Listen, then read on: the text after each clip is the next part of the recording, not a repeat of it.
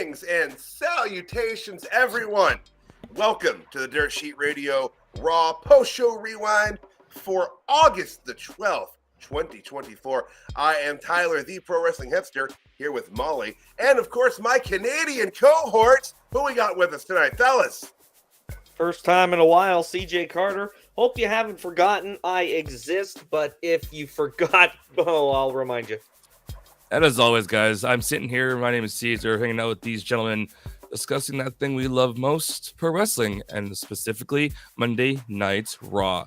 Gentlemen, it's been a minute since we've sat down. It has. We are all here together for the first time in a while. And Molly, CJ, Molly here too. CJ, no one can forget about you. You're all over Dirt Sheet Radio. Just because you're not here sometimes doesn't mean they don't see you every week on CJ and Tyler's Level Up Adventure. So you know they're seeing that. Seamless segue, flawless execution, 10 out of 5. CJ and Tyler's 10 out of 5 stars. Let's go. Adventure. Always a good time. Join us every Sunday. Most times we're live, sometimes we're not, but it's always a good time talking Level Up and diving into a good old discussion about anything NXT. So and we went long this Sunday. We went long this last week. Still worth it though. Almost 2 hours for a half-hour show, but that was a lot to do with the deep dive. But it was a good time. But guys, we're here to talk about Monday Night Raw. But before we do that, we need to give the proper respect to our partner on the interwebs, comicbookclick.com. comicbookclick.com/Dirt Sheet Radio for all your comic book, pop culture, professional wrestling, all your needs in one place. It's amazing. Make it your homepage. Check it out multiple times a day, just like we all do. Not because we're legally obligated, but because we really enjoy it. It's true. Wait we really, till really after do. the stream, though. Unless you can multitask, then do that. Or you have 2 monitors. Oh, that's a nice setup. Woo! Rich money. There we go. But guys, we're here to talk about Monday Night Raw. And oh shoot! See, there we go. See, I was one step ahead. I fell off my train of thought. But you're right. It's our sponsor, our big sponsor, NordVPN. And if Let's go. Right? See, I can't multitask. If you go to the site after the stream, go through that way, check out NordVPN, subscribe 1 full year, and you will get 72% off that first month. Yes, it's a year is 12 months in Canada as well. I don't know. I'm not very checked. Okay, just making sure. I don't know some of the cultural differences we got going, you know. We'll send you a cheat sheet. Thank you. I need to learn my alphabet from A to Z, fellas. I really do. But I got you mean the big Bronson Reed cast? Tsunami. The Planet cast? It will be, and we will get there, Mac. Of course, before Mac we comes get through. to big Bronson Reed, we have to talk about tonight's main event, guys. That's where we start. Huge match, great match. We had Braun Breaker successfully defending his Intercontinental Championship in a 2 out of 3 falls match against one Sami Zayn. Guys, hell of a match. My only beef with this is I feel like this should have been a longer match, in all honesty. So when I saw it was like 20 to the hour, I was like, oh man, they're gonna do it like this. Like I feel like it could have been like a half an hour match at least, but it was still an awesome match. It was 18 minutes, which is a pretty respectable amount of time for a TV main event. That match was incredible. And I mean in every sense of the word, incredible. The massive upswing on Breaker's career there is no ceiling.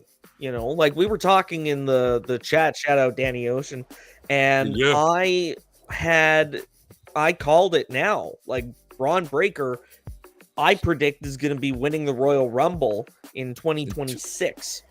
I think like 25. He is well, I don't know about 25. I think there's. I can't remember. You did say one of them though.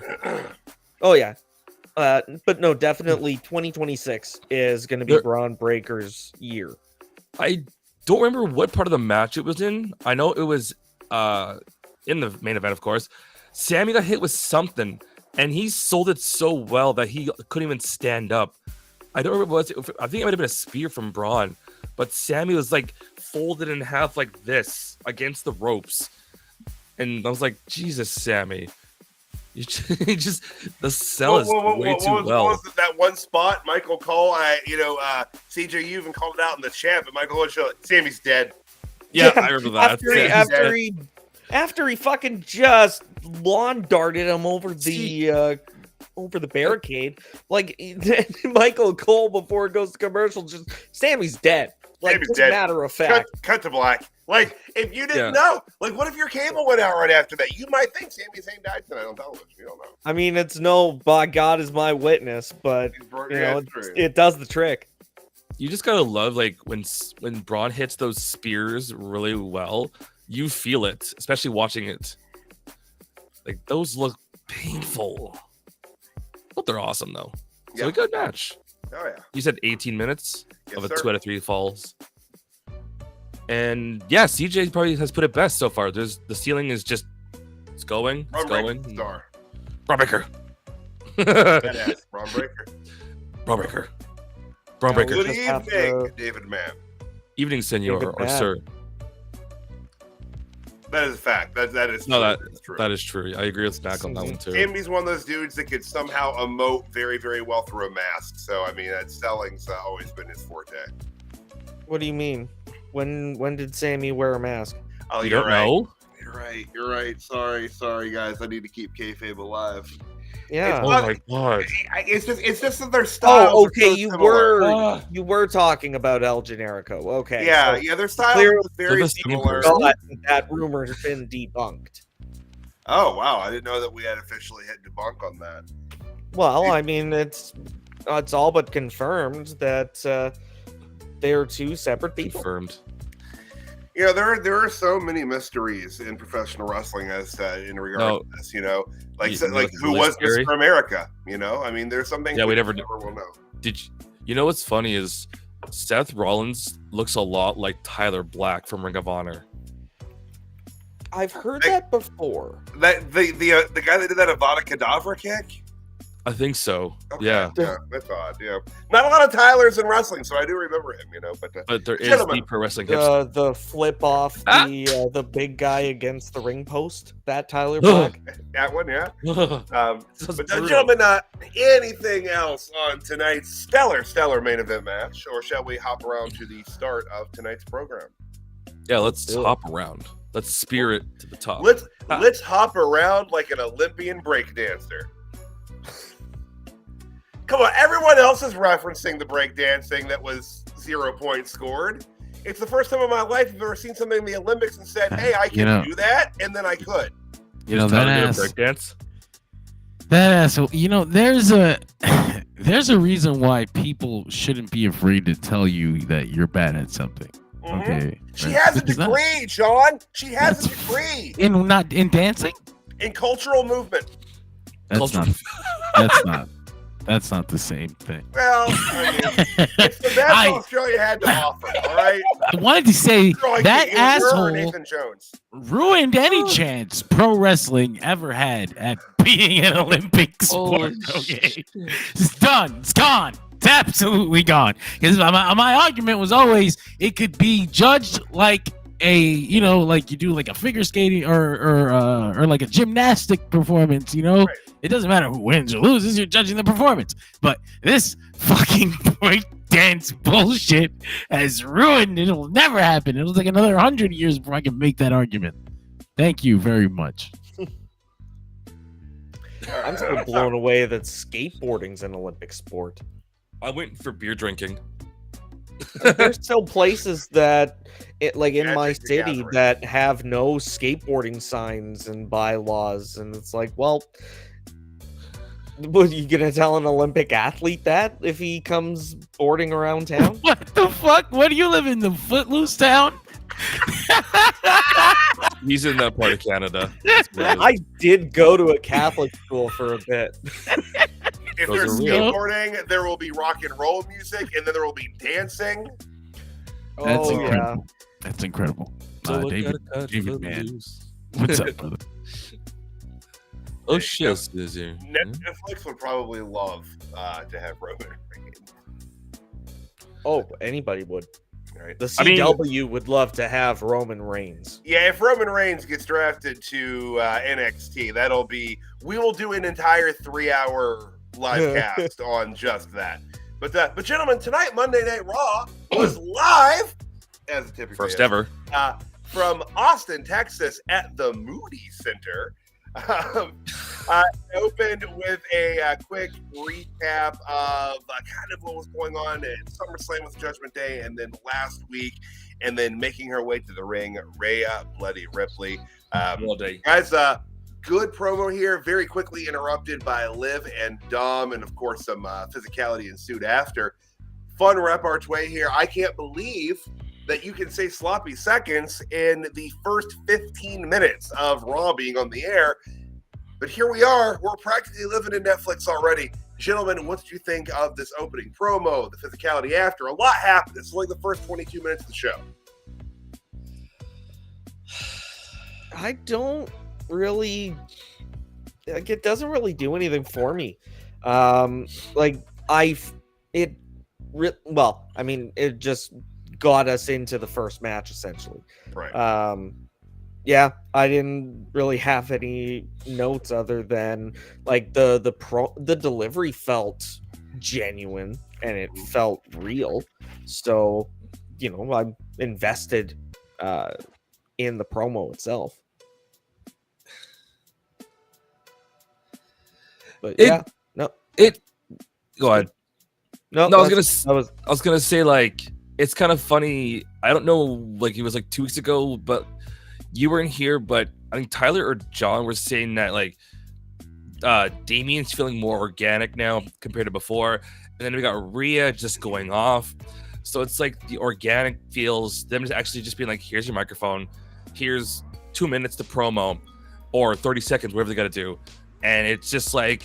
You want to sit there and be like, okay, everyone shut up for a minute. Come here. Let's all watch. Before it's like, oh boy, all rise, technology, El Campeon, blah, blah, blah. Where now it just seems like he's just being an asshole. So it's like, okay. And then Rhea's just, dare we say, going deep enough?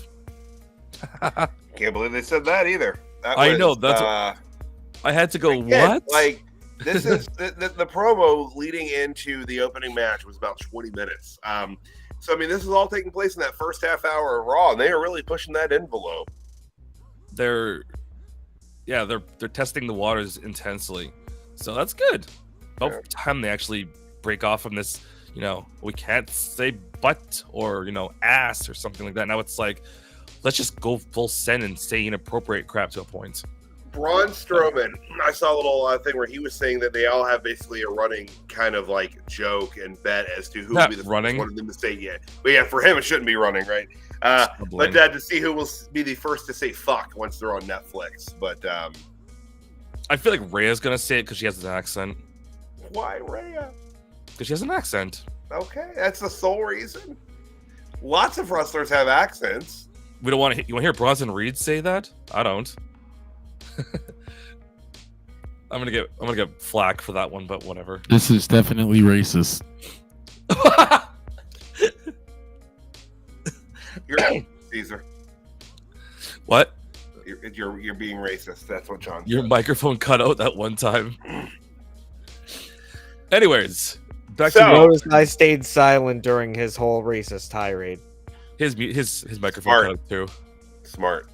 His microphone cut out.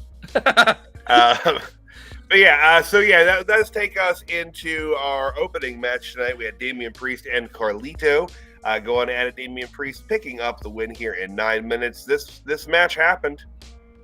Yeah, we sound so excited. Can't you tell? It really wasn't there to be an exciting match. It was there to move some story plot forward, and that's what it did. Immediately after the match, Priest is attacked by McDonough. Lives there ringside. It was a schmoz after, It was really more about that than anything else. Honestly, I don't feel like JD's a threat right now. His head maybe, but not him. JD's never been a threat, and that's the unfortunate part of his booking on TV. Is he's not a credible threat. Like Michael Cole was even talking shit about him on commentary during this. But I mean, I thought the match itself was good. One thing that I thought they did on commentary that was interesting was referencing WWC and Carlito's time there, making reference to him being a world champion around the world. Is this the start of a build for something for Carlito? Like, are they planting the seeds that he's gonna, break through something? I don't know if they have plans for Carlito to do anything much above what he's currently doing. Yeah.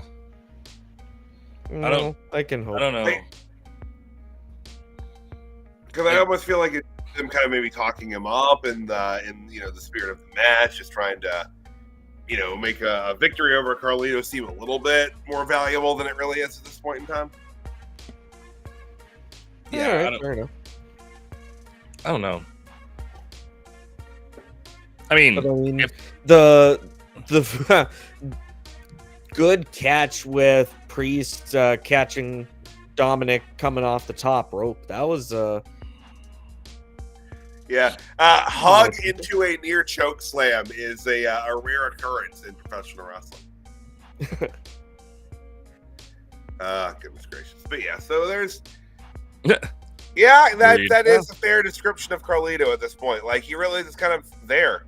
But maybe with this new iteration of the Judgment Day, they can find something a little more substantial for him within the new Judgment Day dynamic.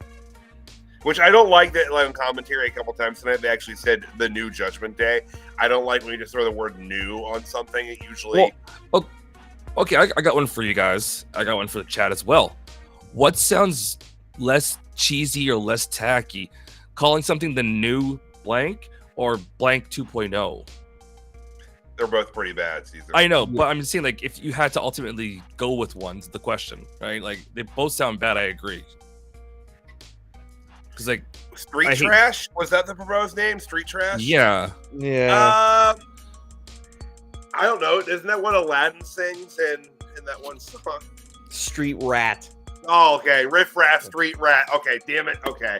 I don't know. Street Trash, honestly, I don't think it's that bad. Like, there have certainly been worse names, but I don't really see why not just keep Judgment Day. Judgment Day has been, at this point, a couple of different things since its inception, and it can change again and be something different in spirit. But from there, we went to the backstage area where Otis was getting ready and psyched up with Tozawa ahead of their match tonight with the American Maid.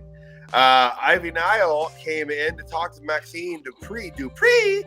Pulled her aside and basically told her not to go out there tonight at ringside. Told her to stay behind, and seemed a little disappointed and worried that Maxine was going to be out there tonight. Which, of course, set the table for what would happen later in the match. Yeah.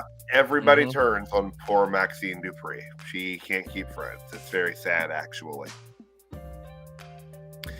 But that from there, we had our. Jeez Louise. But from there, we had a VHS. Have they established how the Wyatt Six are getting these VHS tapes out now? Because they're not getting them to Michael Cole or Pat McAfee. I thought about that too, and I think they just hack into the system and plant the tapes there. Maybe they're using Hank and Tank to break in and put them that way. Huh. Thank you, David. But yeah, so this segment kind of talked about the Wyatt Six's first match last week, which was amazing. Yeah, more from I'm getting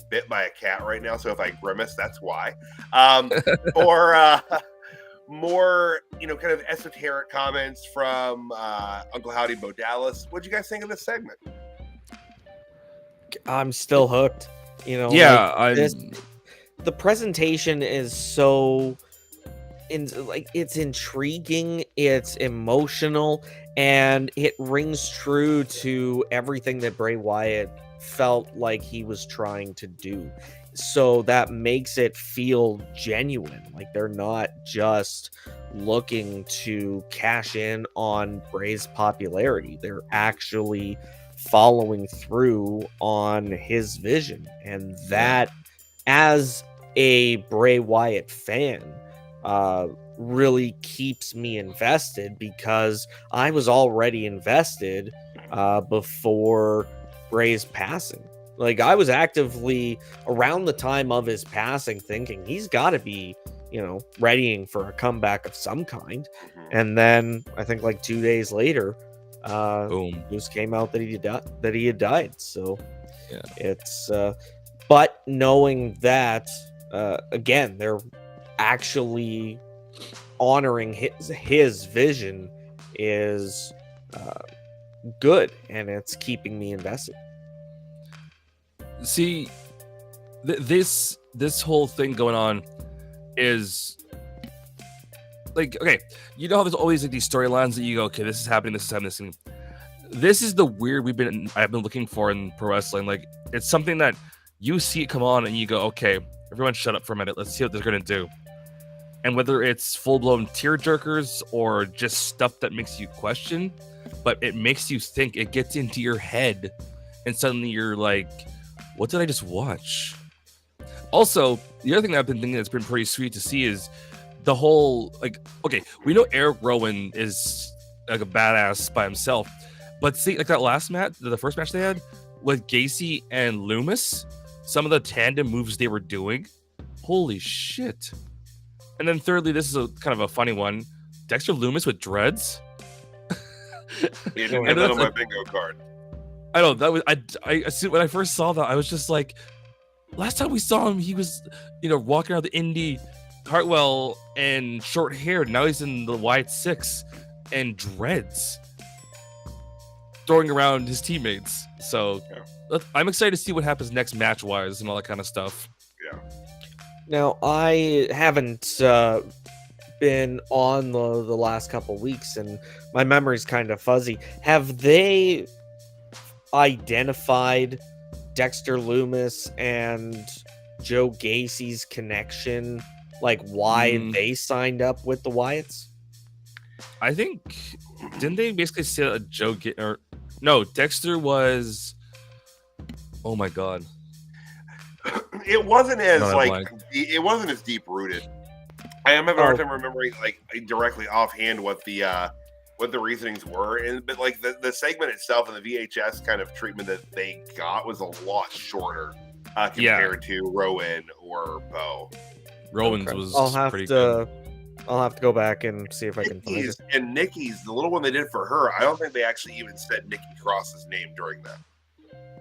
They never have actually stated that it's her, have they? Or am I missed that? I don't think so. I think they just talked about like, this like witch-like figure and plot twist. Yeah. It's Tatum Paxley. What? No. Yeah. No. Someone in the crowd's gonna be like, it's Alexa Bliss, guys. Well, and I thought about that too, and I think that there isn't an actual sixth in the Wyatt 6. I think the 6th is just going to be the manifestation of Bray. That's in the running rumor and theory for a while now, yeah. Oh, really? Yeah, for a long time. Oh, genuinely unaware. Yeah, even since like the first night, everyone's like, oh, it's these 4, one woman, and then Bray's there still, but not physically there. He's there. So spirit. Hell yeah.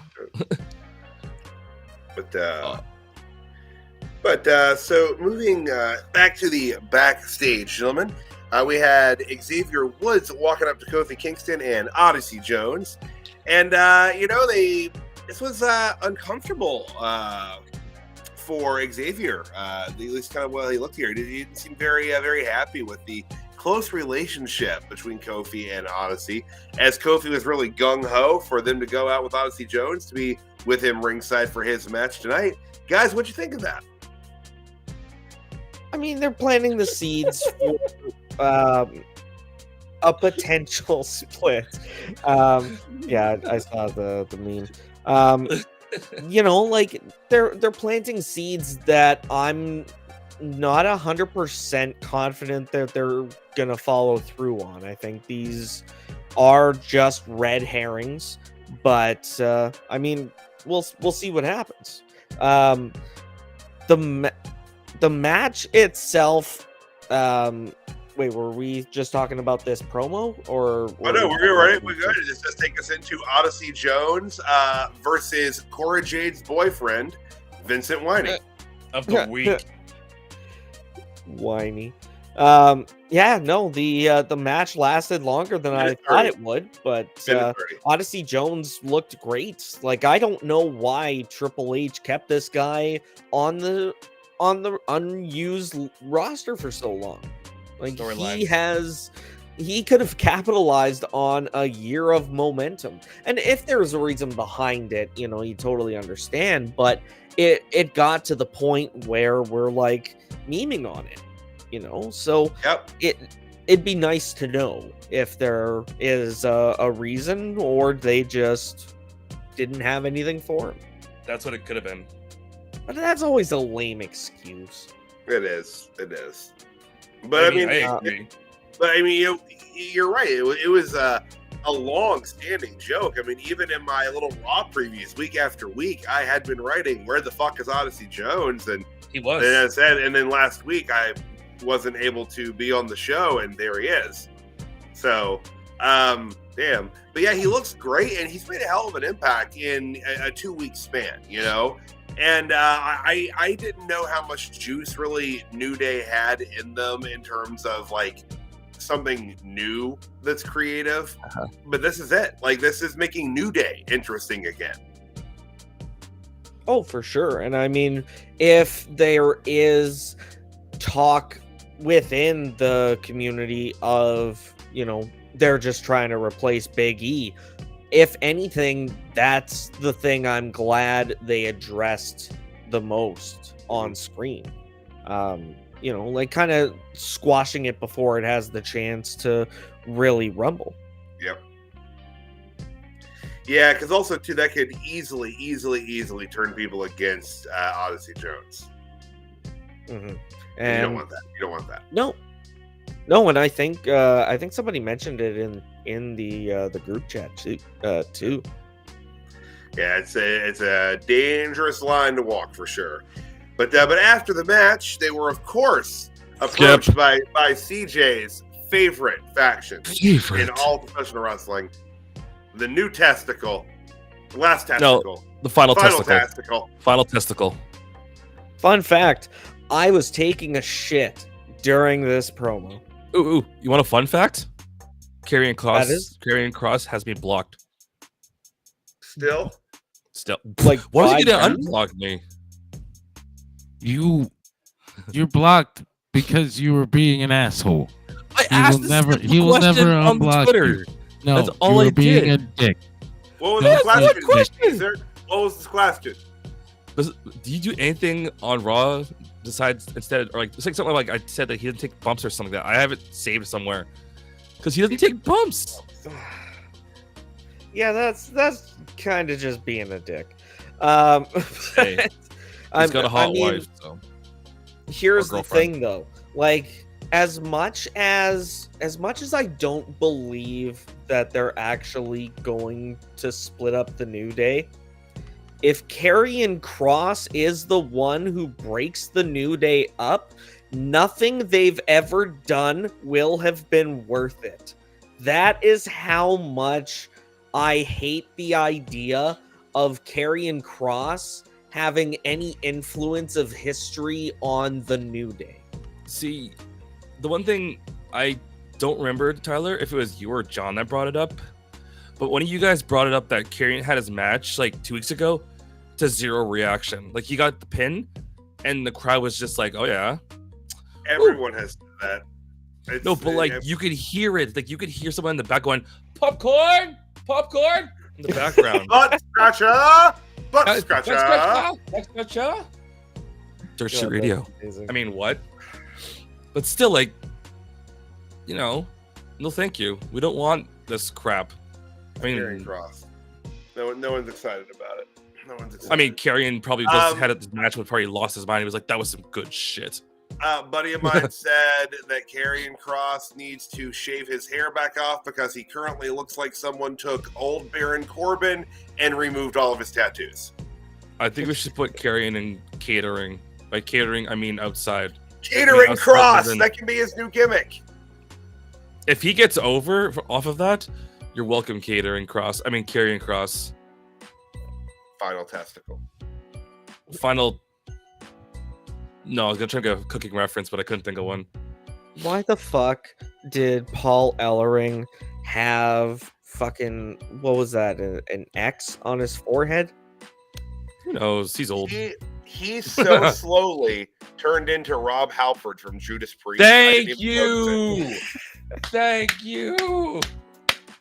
Like I expect them, like it's while Karrion's talking, I expect Ellering to just grab the mic and be like, breaking the law, and it never happens. No, he's gonna walk. Him and Ralford are gonna walk in the entrance from both sides. So you got another thing coming. It's gonna happen. That would be great. That would be so cool. I would love that. But guys, but moving on from the final testament, Adam Pearce testicle. Was shown talking on the phone backstage when he was approached by Drew McIntyre, and Adam Pearce was apparently misinformed, telling Drew that CM Punk was not there due to travel issues. But yeah, guys, Adam Pearce, he has a hard time running this show competently. I feel there's a lot of danger, a lot of risk, a lot of violence, a lot of acting out, and I don't know. If I'm not mistaken, didn't he survive the Wyatt 6 debut? Pearce? If that's so, yeah. Like the first night they showed up, didn't he survive that? Was he in Gorilla when that happened? Nope, he was in the airport already. He was probably the next gig. Nah, he some of the shit he deals with on this show surprises the hell out of me. Like, I'm surprised he doesn't have like human relations on speed dial or something like that. Especially after tonight's episode. I will have more to say on Adam Pearce later on when we're talking about Big Bronson Reed. But I did want to say the way the screen in the background was positioned in this promo, it feels like Joe Hendry's face was gonna pop up. Yeah. There was a Joe Hendry sign in the crowd tonight. Did see that? Nope, he didn't appear. It's a shame. It's a shame. But guys, our next match tonight, one of the advertised matches tonight, Alpha Academy, Otis and Tozawa taking on the Creed brothers of American Made in a Texas Tornado match, or Texas Tornado match. From the Alpha Academy. There was a lot of spelling errors for some reason surrounding this particular match. It happens. I'm a bad speller, guys. It's all right. I once called Obafemi Obama-Femi. Yep. Autocorrect mistakes happen, guys. It's gonna. But yeah, there is an unpaid intern who is not getting their college credit tonight. I can tell you that. Or fed. But Jesus. But the match itself was actually pretty good. But the Creeds pick up the win in just around 12 minutes. Poor Maxine Dupree gets just shellacked by Ivy Nile in this. Yeah. Mm-hmm. Which, I mean, we talked about their segment earlier. They did very much telegraph that Ivy was going to be turning on Maxine tonight. But I mean, the match itself was a really good match. It feels like they are oh yeah, that was the other thing. Holy shit. Obafemi in the front row teasing that his open challenge is going to be answered by Otis. First of all, the fact that they are identifying Obafemi on Raw this early in his career. For anyone that watches Raw that doesn't watch NXT, this man has only been on TV for what, 5-6 months? Tyler? Yeah. So his first appearance would have been in the breakout tournament, which was right before the new year. So I mean, really, okay, so a little bit longer. Yeah, it was. I think like mid-December. I think is when the breakout tournament was. But yeah, but I mean, is still inside of the first year of his career, and he has been NXT North American champion nearly from day one. He won the tournament, cashed in his breakout opportunity to win the North American Championship, and he has been on a tear ever since. So the fact that they are putting him on Monday Night Raw, even just in the crowd, is huge. And it is going to mean dollars for the CW when they start airing NXT. This is going to create a huge cross-network opportunity if they play their cards right. Absolutely. And it's also worth noting when it comes to Obafemi, and I don't know like if you guys get the same WWE related ads during the commercials, but they showed the NXT Obafemi's Open Challenge ad at least 4 times tonight. They showed it 4 times. So like they're putting a lot behind that. So and it's great for NXT as a brand, and it's awesome for Obafemi as a performer. Do you guys think it's possible that it is Otis that's going to show up tomorrow? At this point, I would think it would almost have to be, right? Yeah. Like if they're teasing it and then deciding to swerve us, it's got to be for something bigger. So if this is the level of hype that we're going to give Otis, who would swerve us enough to be a justifiable swerve instead of going with Otis? I don't know who to say. I only know so many NXT guys. You guys are the experts. And y'all ain't gonna believe this is coming out of my mouth, but just based off of he was supposed to get a shot and never got it. Ivar, if he's healthy and can come back as a surprise, that's the only one that I can see making Tyler's probably excited. Well, look, the Viking gimmick is dumb as fuck, but the man's a good worker, and he's been out I agree. For a minute. And he was supposed to be involved, right? Or was he supposed to get a North American title shot or an Intercontinental Championship match? He was involved in the backstage attack when Gallus returned. Okay. And he was in the mix for a title opportunity, but nothing had been decided before Gallus attack. Okay. But he was in the mix, so... Yeah. So yeah, maybe it's either. So that would be the way. If he was healthy and ready to come back as a surprise, that'd be the only name I can really think of. That's perfectly fair. I would be perfectly willing to accept Ivar over Otis. Ooh. But guys, how do you think the Creeds are, start settling into their heel role here? I'm just excited to actually see them on TV now more often, rather than the odd spot or comedy BS. So this is getting good. Just curious to see where it goes. The one thing about the sort of change in their in-ring ability and show of athleticism is they can't really go as much as they could in NXT because they were good guys. They have to be more reserved so that they're not getting too many cheers. And that sucks because the Creeds are fantastic when they're at the top of their game. So I'm coming into this with a an open mind, but at the same time, I know what they're capable of, and they're really going to have to win me over as heels.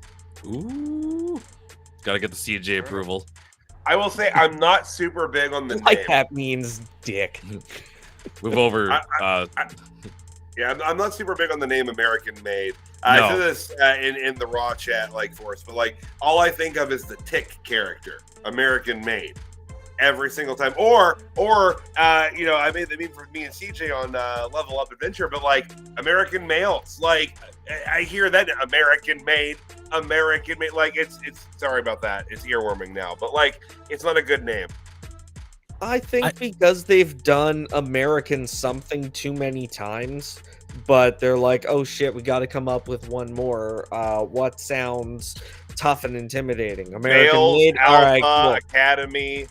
And I mean, it is culturally relevant, American Made, so I guess there is a sense of drawing traffic that way. Something CJ said earlier made me think of a question.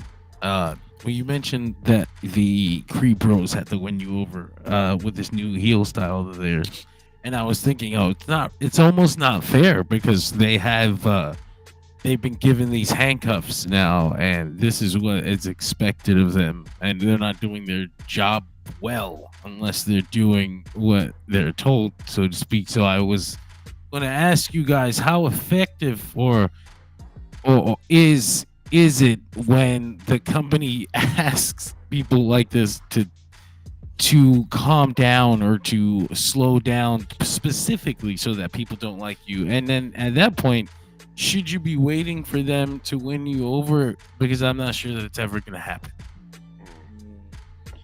Okay, so maybe win me over wasn't the most accurate term I could have used. What I was trying to say was, yeah, it is going to be a change in style that I'm going to have to adjust to. It doesn't change my opinion of the Creeds. I think they're both incredibly talented wrestlers. But the flashy stuff, I still remember, the tearing off of the cage door by Julius, and the one arm power bomb during the cage match, and they are so good at just phenomenal things, and they make it look so flawless, and you love to cheer for them, but now you can't. And that is how I would describe or how I've described in the past, as just not letting them be the best version of themselves. I think if I think they had a great opportunity to push the Creeds to the moon when they arrived on the roster, but I think it was too early. But I think they turned them too early. Aligning them with Chad Gable is good for Chad Gable, and it is going to be good for the Creeds. I just wish they could be faces.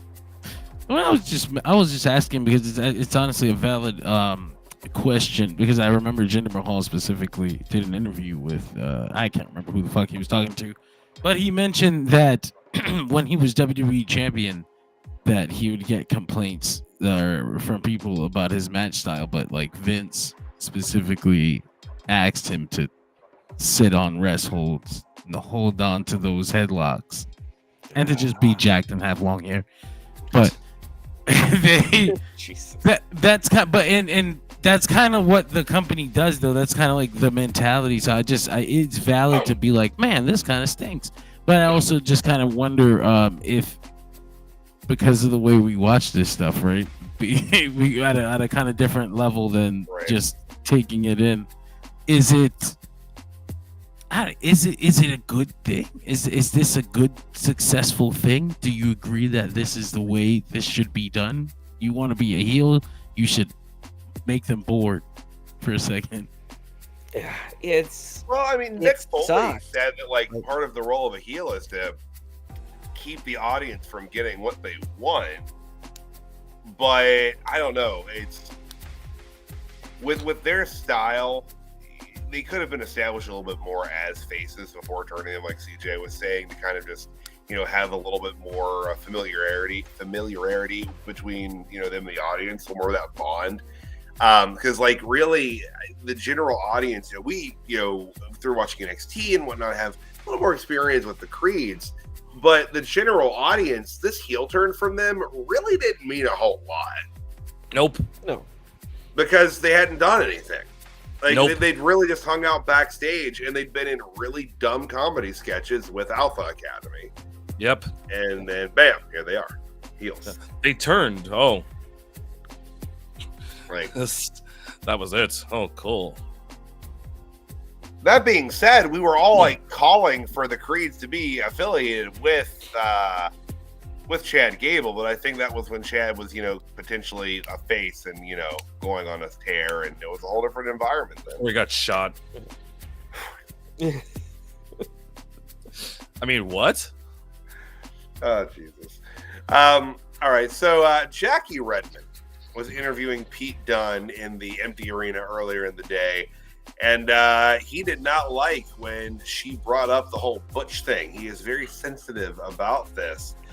Pretty good sit-down interview here. I thought this was fantastic.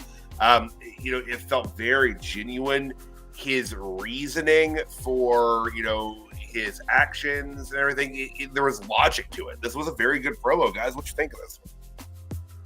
Oh, let's see you you go took first. the words right out of my mouth, Tyler. The everything that he said was so reasonable and thought out. Like, he was very methodical and deliberate, and other big words, and he just knows what he's doing. And we'll talk about Sheamus's rebuttal later on, but this made it feel like they're ready to get invested in Pete Dunne. Like, this is what they're going to use to push him up to the next level. Mm-hmm. Yep, great, solid work. Pete Dunne's doing a lot of good work here, not just on Raw, but he's doing some really good stuff down in NXT right now too. So Pete Dunne's really cooking with gas right now. But in the backstage, we had Bronson Reed talking to Adam Pearce, and he was angry they didn't give an opportunity, and that's why he flattened poor Seth Rollins last week. Notice how they didn't put it as Big Bronson Reed, just Bronson Reed? No, he is Big Bronson Reed. He's the kaiju. No, but they doesn't say at the bottom of the screen. Did they announce him as Big Bronson Reed for his match? Yeah, but the titles never said Big Bronson Reed. It said Bronson Reed. Ooh. Well, I think they've been doing that less. Like, did they do Dirty Dominic Mysterio this week? I will say he was Big Bronson Reed in the graphic when Miz and R-Truth did their little skit with Randy Orton. That's the weird part. But other ones. Okay. They love those. Those are really. They were so generic though. That is what it is. We've talked about some of the lower third problems already in the show. This was probably just another oversight. Oh, it's just funny to see that because someone like the college intern thing. Someone's not getting paid today or their credits. But before that, there was this raw Amity. physics thing. What the fuck is this shit? What? Raw physics? I must have missed it. I was making Tyler, coffee or dinner. Was this the first time they've done this, or have they done it the last couple of weeks and I just wasn't paying? Well, they didn't do it 2 weeks ago. I don't know if they did it last week because, admittedly, I was not able to watch Raw last week. Likewise, in its entirety. So it's also like bits and pieces of matches and stuff. But like, John, do you know if they've done this raw physics before? This is yet another one of their. They used to do Royal Rumble by the numbers, and that was very successful. Everybody liked it. And then they did the stats of WrestleMania. Well, okay, that makes sense. It's the biggest show of the year. And then they started doing them for like SummerSlam. And you're like, well, I get it, I guess. I don't really know how the numbers tie into SummerSlam, but that's fine. And now we've got this Raw one where it's completely off the rails. They're like, well, Seth Rollins got squashed 10 or 6 times, and Bronson Reed weighs this much, so that means he got squashed by like 2 elephants. Kangaroos, like jumping kangaroos or something. Jumping off the ropes at a 45-degree angle each time, and it's like, who the fuck cares? This is a variety show. It's Zoom. It's the Muppets. This is the Pat McAfee segment. They were just making fun of themselves, I think. He was just like Michael Cole and him like going back and forth. But it's dumb. Like, why are we doing it? I don't know. It's wrestling. Yay, Muppets. I don't think they're pushing him into title contention right now, though, David. I think they're just building him up some momentum and, just getting him the chance to be on TV and, have some more matches on TV. And do something a little more substantial, too. I mean, and it was a hell of a way to write Seth Rollins off TV. Yeah. So well, I guess you guys will talk about it later, but I was gonna ask if R-Truth is dead, but like because like power scaling logic, unless he's like R-Truth was liquefied, stronger than Seth Rollins, which is weird. He should be world champion if he comes back next week. But yes, we will talk about that later. Also, I got a quick question since we're talking about this whole segment with like Bronson Reed and R-Truth. What the hell is the difference? No, we're not talking about the segment, Caesar. No, actually, that was a big thing. No. All right. I'll save it for the next part when we get to that part then. All righty. So from there, we had a very cool pre-filmed promo vignette with Damage Control, which was very, very well done, which is immediately followed by one with Shayna Baszler and Zoey Stark, which they are called Pure Fusion Collective, which I'm pretty sure is a sushi place down the street from me. Is it tasteful or is it delicious? Sorry, you said so. What's it called again? Pure Fusion Collective. Pure Fusion Collective. This is not a good name. Better than accidentally being named after a porn site. That is true. That is true. I actually found an acronym for another name they could use instead of that PFC. Look what I typed in the group chat. I'm not going to say it out loud because it's inappropriate. That's just wrong, Caesar. But yeah, good promos here. Guys, anything on either of those promos? I don't want it. They need a new name. Because I think you're saying sushi. I'm like, oh god, I can't hear it. I like sushi, fusion. So. Well, it's because fusion. I think it's because there's a restaurant I like that's like it's got fusion in its name and it's like an Asian bistro. So it's I hear. Here we go. I think. But Alba Fire and Isla Dawn decided to be ringside, which makes sense as the winners of this tag match were going to get a tag title shot. We had Damage Control taking on Zoey Stark and Shayna Baszler, with the winners becoming number one contenders. But guys, this kind of ended in a no DQ, no contest. In a weird no DQ. At around the 9-minute mark. What'd you think here, guys? Well, the ending. That's what I'm trying to figure out still. Like it was good that like I was actually enjoying the match. I thought this was the champ's best the best showing from Damage Control since they've returned. And even just like it feels like this is a new face Damage Control. Like they were giving me the kind of offense that I was expecting from the Creeds, the sort of flashy, real applause heavy or responsive offense. Sorry, I'm just kind of having a stroke here. Kind of. Did Jeff Jarrett get you? Yeah. Listen, snap nuts. Dakota Kai out 8 to 10 weeks. I saw that. Damn. Bummer. That's never gonna stop, is it? No, probably not. Unfortunately. See, the only thing that I thought was weird was like, so there's that spot on the outside where Io got thrown into. I think it was Alba, and then Zoey, I think it was, kicked her in the face. Right, but then square in the face. But Yes. score on the face. But then all of a sudden they came in the ring and attacked Io first. I thought they would have attacked Zoey first. That's what I thought was kind of strange. Revenge and all that jazz.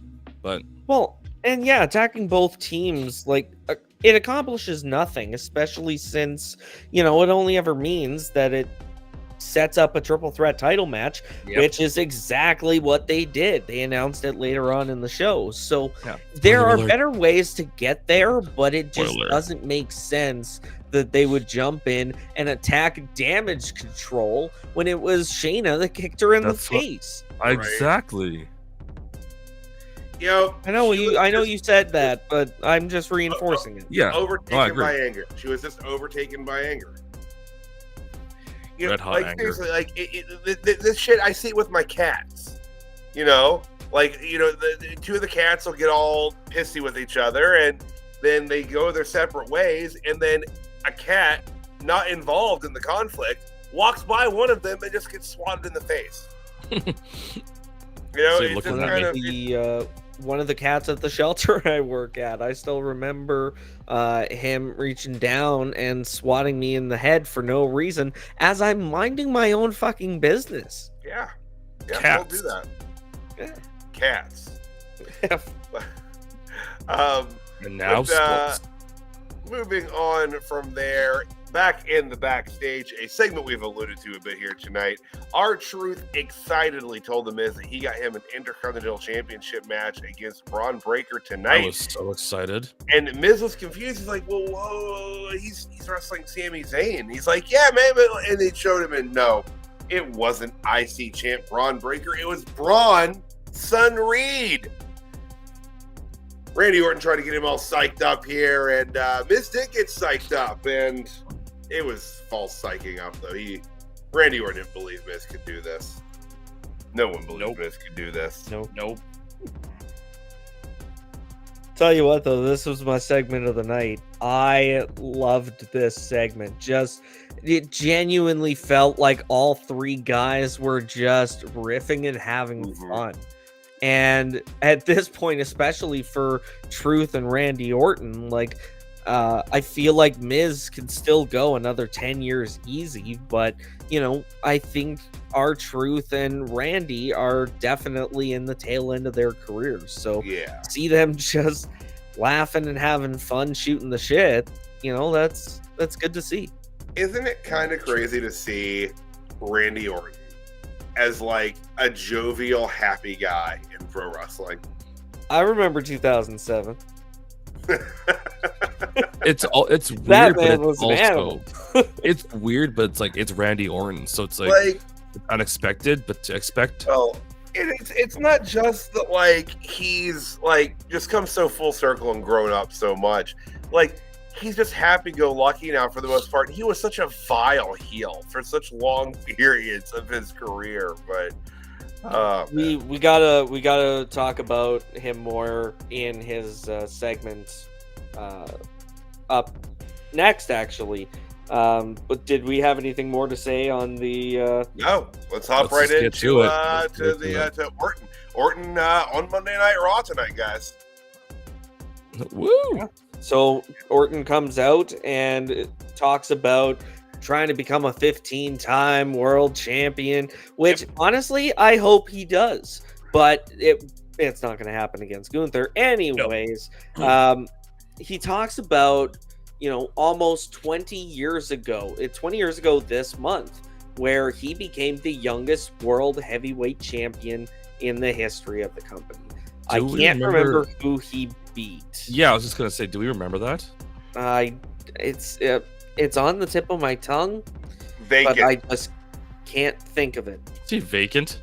Yeah, vacant. Is there a blank spot in my brain where that match Stevie is? Richards. Stevie Richards. It's Stevie Richards. Oh, sure. That sounds right. Yeah, Stevie Richards. What video game was that actually did do that? They replaced him with Stevie Richards. I think it's 2008.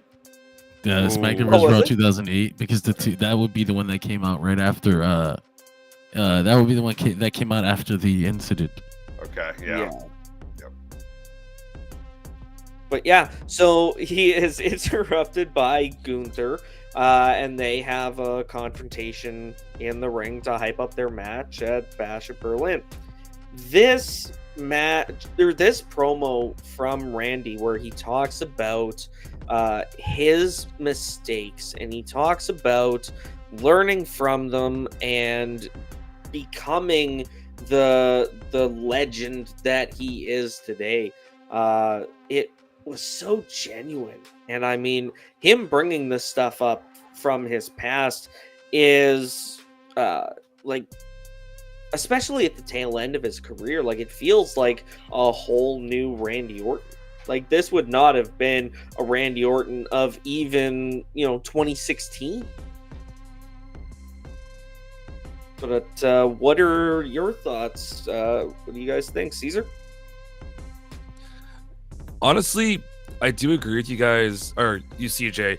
He should become the 15 time against Gunther. No, it ain't going down that way. It'd be done like down the road against somebody else. The promos, no, Randy's always been pretty good with his promos. He kind of cuts to the point. Gunther kind of takes shots at people with some of the stuff he says, and usually are pretty true about some of the things he says.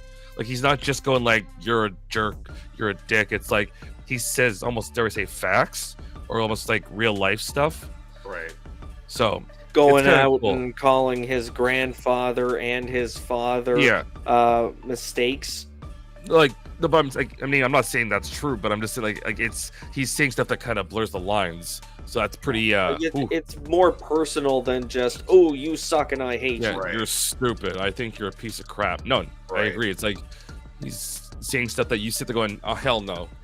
Well, Gunther's not just going out there and telling Randy Orton that like, oh, I'm a better wrestler than you. I'm better than you. I'm better than you. I'm better than your father. I'm better than your grandfather. Yeah. Like it's like he's insulting his entire family line. It's pretty heinous. Talking about Randy Orton being a vile heel. Gunther's a heel. He's a good heel. Yeah, he's very irredeemable in a lot of what he says, and they really had him step that up going against Damian Priest. Those promos leading up to that, calling him a bum and street trash and all that stuff, like it was mean and gross. And he's a heel though; it's what he should be doing, and he's doing a damn good job of it. Keep him as champion for a while. After this confrontation, Drew McIntyre comes out and wants to make his presence felt. But before he can even get in the ring, he is jumped by CM Punk. Who lied? He lied about we were told earlier in the night that he was not able to make it on time. He had airline issues or some bullshit, which turned out to be untrue. Punk lying. Which before we talk about that though, when McIntyre's music hits, the camera stays on Gunther and Orton for a longer period of time, as opposed to under Kevin Dunn, where they would have cut to McIntyre as soon as his music hit. They stayed on Gunther and Orton for like a solid 10 seconds. It was wonderful.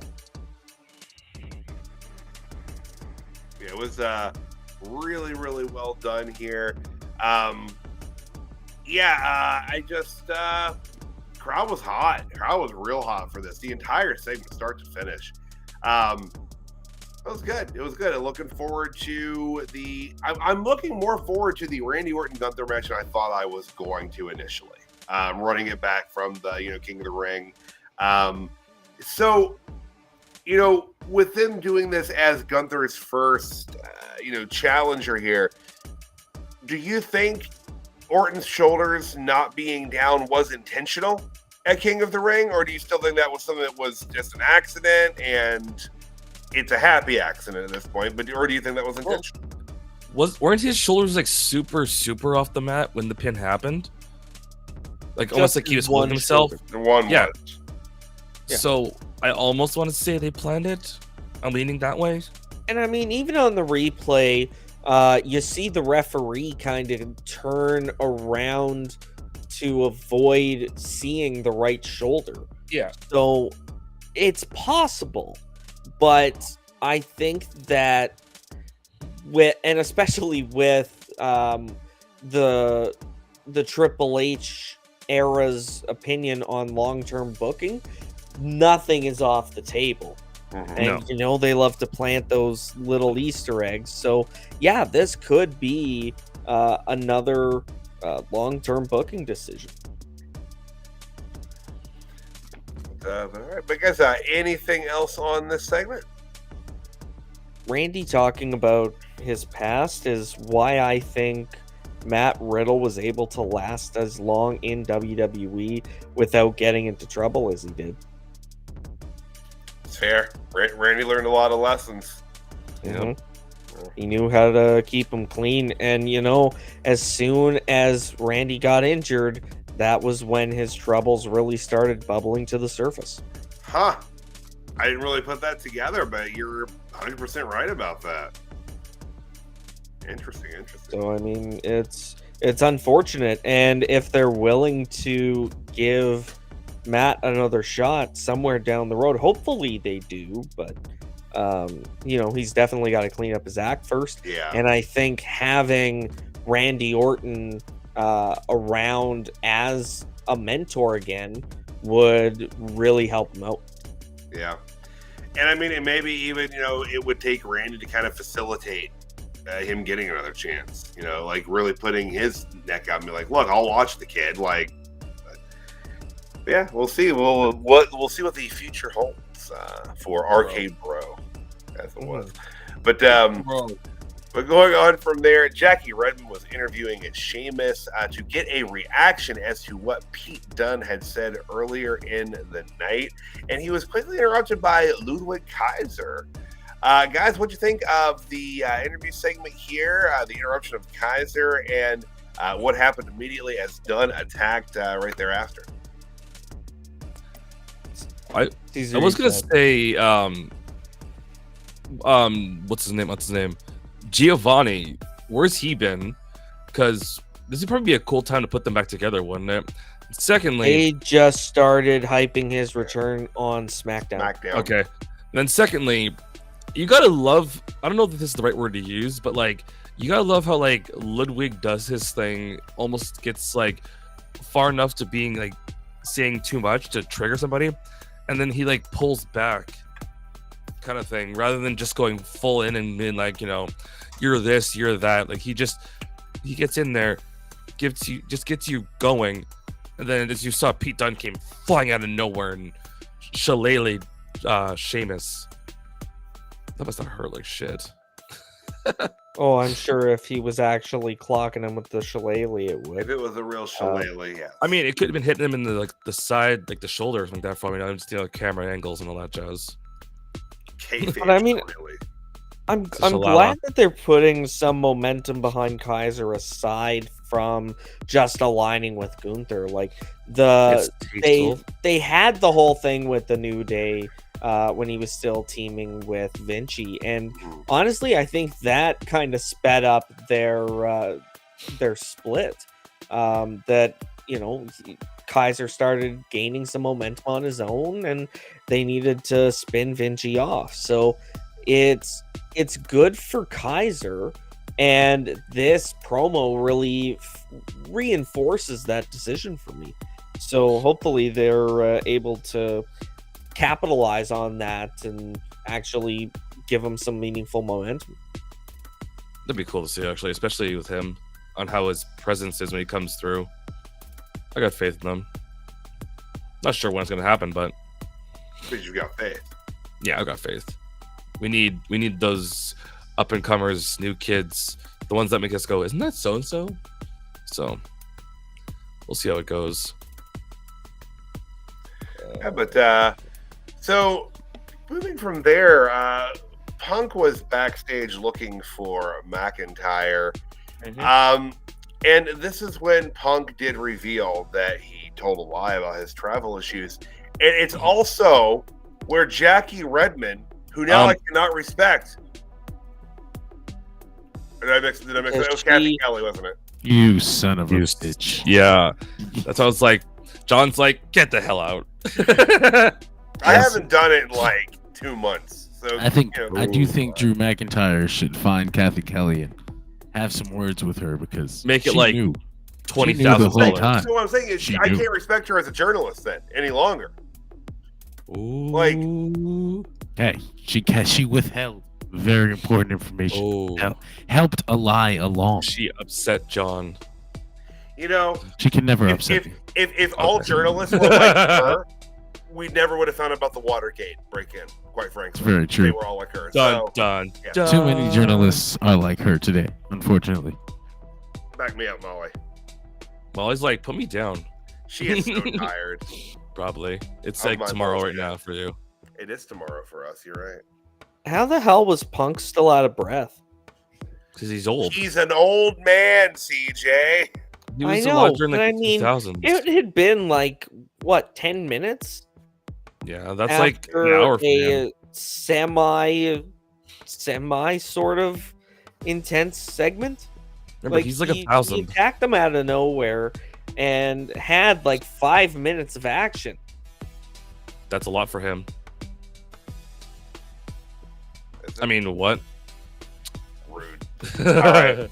So we're all right, phrasing. I'll cop to that. We have one more match, actually, we will be covering here this evening. We had The Miz taking on Big Bronson Reed. Bronson Reed wins here in 6 minutes. The headline says it all. My thoughts and sympathies go out to the family of Ron, the Truth Killings, as he is now flattened. He got his hat rack cracked. He's still in the ring flattened out. Yeah, he's still able. He is one with the mat, similar to how a Jedi becomes bonded with the Force when they pass on. R-Truth has now merged his life force, in essence, with the ring mat. Bronson. Like I said, Bronson Reed, they're turning it up. They're finally doing something with him, and he is just laying waste to folks. I don't think that we'll see R-Truth or Miz on TV for a while. No, Miz only ate what, 2 splashes? Oh, he was only a couple. Okay. Yeah, because Truth was able to get him out of the way, and then he ate a splash of his own. And then several more. And I had it written in my notes in all caps, "Don't you dare abuse R-Truth." And then the note underneath that was, Pearce sucks at his job. You know, I think that they should use Bronson Reed to write out every single person who gets injured for the next 3 years. You should know what's about to happen to somebody when his music hits in the middle of their oh no. Is his fucking leg, bro? Oh fuck. I tell you now. Oh man, Meltzer was right. He is hurt. Fuck. Weren't they doing that in TNA? They had a team 3-minute warning. They had a stable or a team that was just going and signing So they would Bronson's have matches where it's loser leaves TNA. Everyone is dead. They're the masters of the loser leaves town I can't match. pinpoint the era, but it sounds vaguely familiar. That's great. I just want Bronson to be the guy who killed even women. If 6 tsunami splashes for everyone. God's a monster. If Cody Rhodes can hit 3 crossroads in a row, Bronson Reed can hit 6 splashes. End of discussion. So now that we're here, I have a question for you guys about this whole situation. So he went to the second rope and hit a splash, and then he went to the top rope and hit a tsunami. And Michael Cole was calling them both different things. And I was like, what? Am I hearing this properly, or am I just super coffee deprived and hallucinating? Both. Probably. Because I was listening closely. And I was I think I caught that. Oh, I was drinking coffee and all this stuff like eating food, and I was like, did he say that, or am I just tripping hard? I could have been tripping, but yeah, I'm not sure. all I know is our thoughts and prayers go out to Ron Killens and his family, and the ring canvas too. If it wouldn't get us copyright struck, I would start singing "In the Arms of the Angel." Oh no, it doesn't get us copyright struck if you sing it. No, it's Oh. if we play it. No, it's just because my voice is so good. It sounds like the original recording. Everyone will think that Sarah McLachlan is live on Dirt Sheet Yeah. Radio tonight. yeah, I got tickets. I bought tickets already. Oh, Jiminy. So after that, we had a quick vignette with the Judgment Day, with Baszler kind of explaining what Judgment Day was about, and that Priest ruined it when he became champion. He stopped. He ruined the integrity of the Judgment Day because there were never supposed to be leaders. No one's in charge. Everyone's equal and together, and it all changed when he won that title. He said that he and Rhea, or actually Dom said that Priest and Rhea are jokes. Guys, how you feeling? A couple weeks in here with the this new iteration of the Judgment Day. I mean, it is what it is. It was definitely Rhea's and Damian's stable, because they were the OGs, and then they brought in Finn Balor. So I'm willing to accept Finn Balor as an OG of the minus Edge Judgment Day. So him still leading a group is reasonable, but there's no leaders in the Judgment Day. Fuck off. No, I don't know. I'm here for it, but mildly. The thing, I mean, this is not really a big deal, but it's a little thing, is as long as you don't call it like the new Judgment Day or Judgment Day 2.0, then I'll buy. I'll listen, see how it goes. Well, and they did have a graphic, as I think it was as part of this segment. I think it was just like a bumper graphic, but it just said the Judgment Day, estimated 2022. So I think they're just going with the Judgment Day. Okay, That's fine. Do that. Yeah, I'm fine with that. Fine with that. Better than street trash. All right, gentlemen, before we hop into the jobbers and megastars of the night, anything else on tonight's Raw that we have not touched on that you would like to give a grazing to? Adam Pearce sucked at his job. He does. It is a day. I mean, how many times can you go, I'm going to fine you, I'm going to suspend you, and then still have it be ineffective against Bronson Reed? Which, I mean, to a point, like, it makes sense, people not moving R-Truth out of the ring or Seth Rollins, because you don't know how injured they are when a man that's a size of a half-ton falls on top of them. But you still got to be more effective. You can't just let this happen. And that's exactly what's been happening. Pearce needs to run Raw with a much shorter leash. I agree completely. Oh, goodness gracious. All right, well, guys. I'm going to get blocked on Twitter. By Adam Pearce. Probably. Oh, real quick, too, before the jobber, this is a real quick aside. Wife and I, this evening, after work, pretty raw, went out to grab some dinner. And, we're sitting there, we're eating, and I see a family walk in. Kids wearing a Jey Uso t-shirt, right? Here it is. And I'm like, oh, honey, that kid's wearing a Jey Uso t-shirt. That's pretty cool. But they were, like, kind of sitting over here, like, and they couldn't see me. And I'm like, all right, cool, whatever. And I'm like, you know what? I got to run to the bathroom. And I'm coming back to the bathroom. And that positions me to walk directly past said kid in Yeet's shirt. And it was great. I just got to walk right past the table, looked at the kid, just went, yeet, and just kept going. Did not say anything else. did not stop to let them react, just kept walking. So hopefully they didn't think it was super weird and they at least thought that was a fun story. Or I will never be welcomed back at Texas Roadhouse. Their parents definitely clocked you when you were coming out of the bathroom. It's that guy from Tertiary Radio. Look at that. Oh my God, it's a pro wrestling hipster. Oh my God. Oh He my eats God. food too. They see, Caesar. They We everyone won't knows I survive eat this. food. We What's won't that? survive this controversy. No, what did Tyler say? Look, What? I said everyone's aware that I eat food. No, look, Oh my CJ, God. if Chase U is able to survive the, controversy after scandal, after controversy, we can do it too. It's fine. But All right. that's going to take us into tonight's Jobber of the Night. Jobber of the night.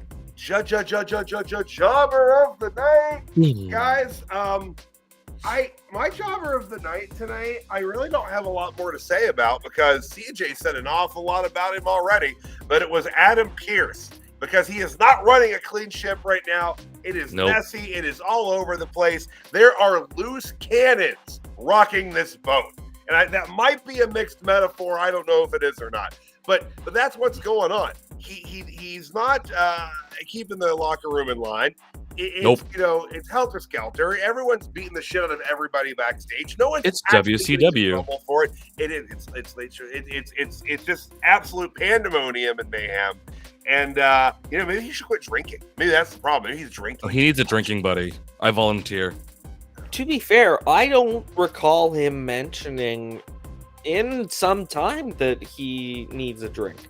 Yeah, Maybe well, that's well, subtlety. alcoholics hide it very well. Yes, we do. But yeah, so Adam Pearce, my Jobber of the Night. Sorry, Scrap Daddy. Ooh, blocked. CJ, you want to go first? I'm trying to think here. I'm trying to start between two people. My Jobber of the Night is Karrion Kross.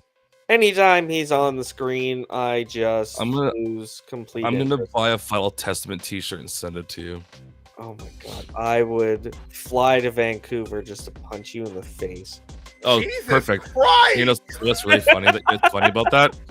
You know what's funny about that? I'm You're not in going to be in Vancouver. Vancouver? Yeah. I'm not living in Vancouver, so thanks, buddy. There you go. Cool. Just I'll- know the lengths I'm willing to go. What if I send you? No, never mind.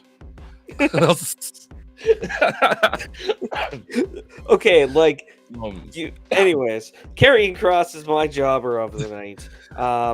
He just. no, I I- get you. I understand that one fully, Yeah. but it's, I just completely lost my train of thought. He is mind numbing. That's Yeah, absolutely mind numbing. Yeah. literally mind-numbing. I'm kind of torn between two people.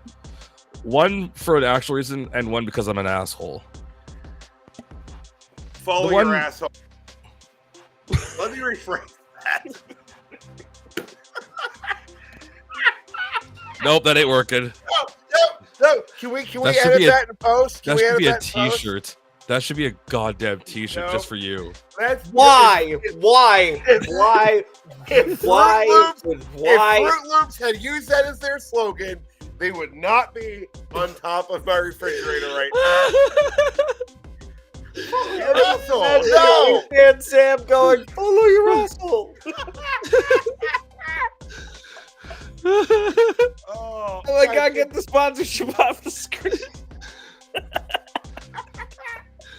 We're sure as hell not getting sponsored by Fruit Loops. Caesar's dead. Caesar's dead. Oh my God. So Caesar, I hate this so much. I'm trying to focus. Okay. I'll say it differently then because that just broke the internet for 30 seconds or so. I'm gonna say both versions. One is an actual reason, and one because I'm a jerk. The real one is Sami Zayn getting folded up on multiple times during his match.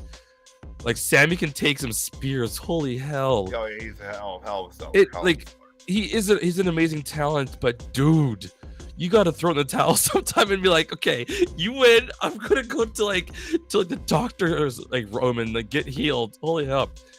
The one because I'm rude is Punk, because he couldn't even make it that far after that long break, as CJ put it. That was what, an hour in Canadian time, and he was like, so that's my whole logic. I was gonna say the other word, but there's got a butt reference in there. Anyways. All right. So we're going to quickly transition away from following one's asshole straight to the biggest star of the night. I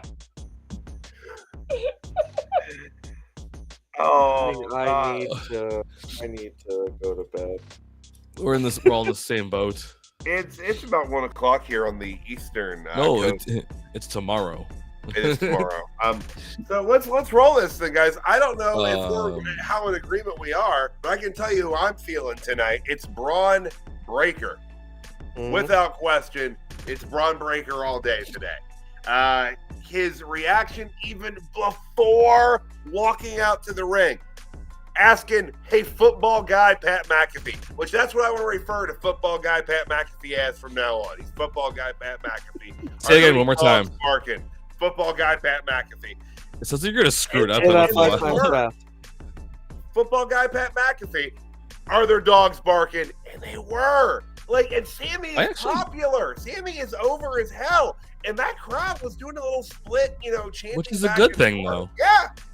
But Breaker, he's not even officially a face, but people just love cheering a badass dude that kicks the crap out of people and wins matches. And Breaker's a megastar. He's not just a megastar of the night. The dude's going to be a megastar. In 5 years, we're going to be talking about him headlining WrestleManias. It's in one night. Yeah, in one night. He'll headline both nights of WrestleMania. No, he'll headline the same night twice. Don't ask how. He will wrestle himself. But Braun Breaker, my megastar of the night. That'd be something to watch. Braun. No, I agree. I mean, he is he's going to be that once in a lifetime talent at the level of a John Cena or a Roman Reigns. They are going to make him into a household name to the point of immediate Hall of Fame induction the minute he retires. Mm-hmm. That is the level of through the moon that they have the goal in mind for this guy.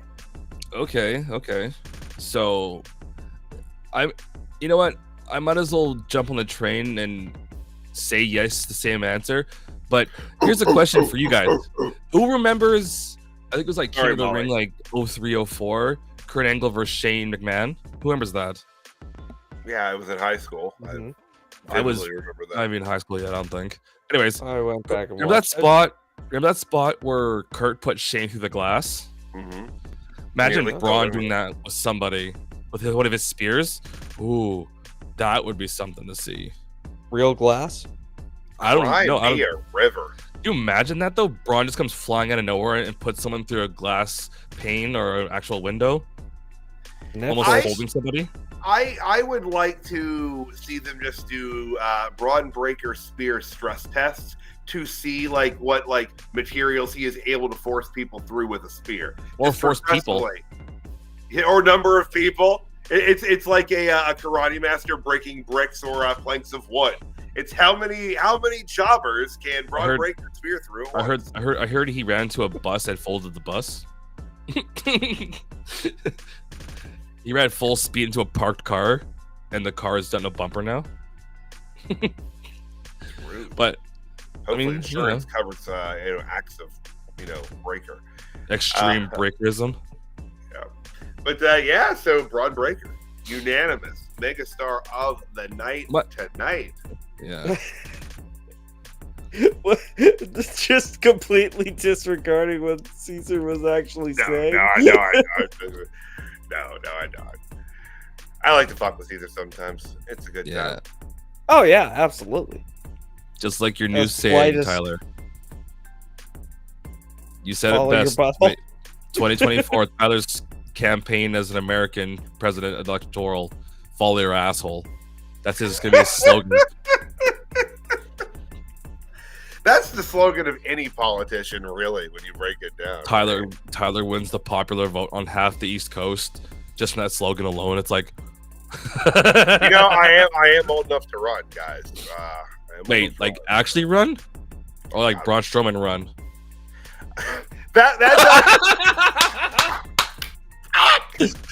All right, well, That's a clip right there. I say this far too often, but God, I love that. This is how we get to talk about Raw every week, gentlemen. This is always a good time, and I think always makes Raw a little bit more enjoyable. I don't want to. I speak for myself when I say that for sure, but this makes Raw an enjoyable experience. You know what everyone should do right now? Is everyone should go to comicbookclick.com and make it their homepage right now, huh? As we near the end of the show. Good timing. Now, guys, we've had a lot of fun here tonight, right? No, we haven't. Right? We always have a lot of fun, yeah. More as can be. But good news. If you had fun here tonight, guys, it's not just Monday nights that we're here. Y'all. It's next Monday. Monday after that. Monday. It's every Monday. But also, it's not just Monday Night Raw, guys. Here we go. We're here for Tuesday nights Let's Tuesday go. for NXT. We are also here for Wednesday nights, AEW Dynamite. Thursday, It is the TNA Impact Rewind. And of course, Fridays is SmackDown. And if you're up very, very late in the night, I mean late on Wednesday, I'm talking super late, way later than I'm ever. Past your bedtime. I don't know. Wait, yeah, for me, definitely.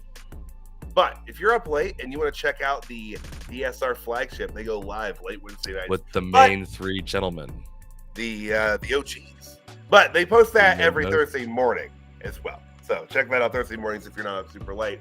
And also on Sundays, CJ, what happens on Sundays? Oh my God! Oh my God! Just a little something called CJ and Tyler's Level Up Adventure.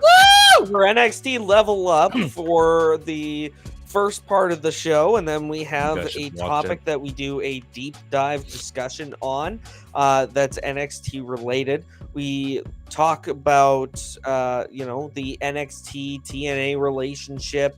We talk about why reviving the NXT Women's Tag Team Championships is a good or bad idea. We've got another great topic to dive into coming up this Sunday.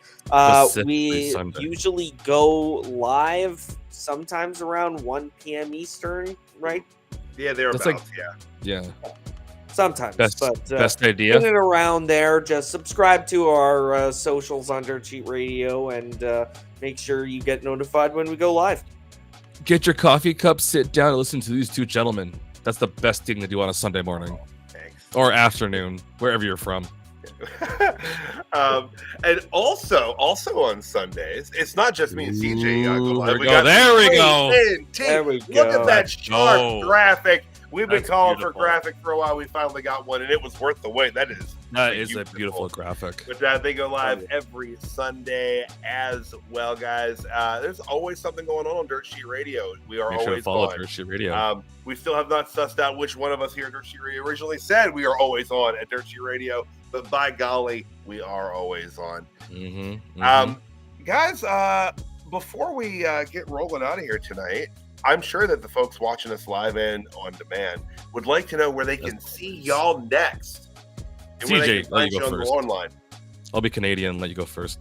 So Monday, Tuesday, Friday, and Sunday. I'm going to be here on Dirt Sheet Radio. Always on Twitter at CJCarter22. And, just enjoying life wherever I can. And as always, guys, I am on social media at NoobTube. I name them all, but there are way too many to name nowadays, especially in this whole new boom of apps and platforms. But as always, I'm sitting down with these two gentlemen and the man behind the camera, Mr. John Escudero. And then as always, I am here on the Wednesday with the Dynamite crew. And don't forget, guys, we have 2 more weeks or 2 more Dynamites until the big Wembley show. I am very excited and I'm ready to go all in and watch that whole pay-per-view. And as always, there's only one man we're missing. It's not CJ. It's the pro wrestling hipster. Tyler, take us home. Let's go. Gee, that was, wow, aggressive and full of energy. That's we always have that last blast of energy here late at night. But see the Bray. I am the pro wrestling hipster. You can find me here every Monday night, typically, unless something happens and I have to miss. That's how it is for all of us. The card always subject to change, but typically here Monday nights with Caesar and CJ and John rolling in the background there. Every Tuesday night for NXT. Again with CJ and often Malik, we always have a good time breaking down the goings on at Developmental, and as stated, Sundays with the Level of Adventure with CJ, we have a great time with that. Went kind of long this week, but it was a good conversation. And when you're fantasy booking a potential TNA NXT pay-per-view, you're probably going to go a little bit lengthy with that if you want to cover it accurately. But but it's always a good time. Check us out. We always have fun. So I got a question in closing. Since you two boys are the flag holders of this certain specific topic, tomorrow, who is your guys' pick for the open challenger for Obafemi? Are you guys saying Otis or Ivar? Going with Otis. Otis? Yeah, DJ? They it feels like they're either gonna hype it up or they're gonna follow through or they're gonna swerve us. So if the swerve's worth it, then it won't be Ivar. If the swerve's worth it, it'll be Ivar. But otherwise, if it's pretty straightforward, then it's gonna be Otis. I was gonna say, as far as the tag title match tomorrow, Axiom and Nathan Fraser taking on Chase U. Chase U's taking the titles tomorrow. I'm calling it now. See, there's only one way that everyone can find this out. It's to tune in tomorrow night live after NXT, hanging out with these two gentlemen, and of course, spending time on your favorite Dirt Sheet Radio podcast of the Tuesday, of course. They're all everyone's favorites. Like, I know, but you got to be specific because tomorrow's Tuesday with these gentlemen. So, Tyler, take us away, I guess. But I mean, Caesar, you basically did it, man. That's it for tonight, guys. That's Raw in a nutshell. We appreciate you watching us live, and hell yeah, we'll be back.